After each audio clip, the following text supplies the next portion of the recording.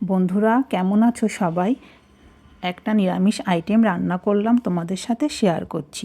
আলু পটলের ঝোল বা রসা সবসময় একই রকম ভালো লাগে না, তাই আলু পটল আর মুগ ডাল দিয়ে অন্যরকম করে রান্না করলাম। প্রথমে কিছুটা মুগ ডাল ভিজিয়ে নিয়েছি, তারপর আলু পটল কেটে ভেজে নিয়েছি। তেলে গোটা গরম মশলা, জিরা, তেজপাতা, শুকনো মরিচ দিয়ে নেড়ে চেড়ে ডাল দিয়ে কিছুক্ষণ ভেজে নিয়ে সব রকম মশলা দিয়ে কিছুক্ষণ কষিয়ে নিয়েছি। এর মধ্যে কিছুটা কাঁচা টমেটো কুচি এবং কাঁচামরিচ দিয়েছি। তারপর মশলাগুলো ভাজা ভাজা হলে আলু পটল দিয়ে জল দিয়ে দিয়েছি।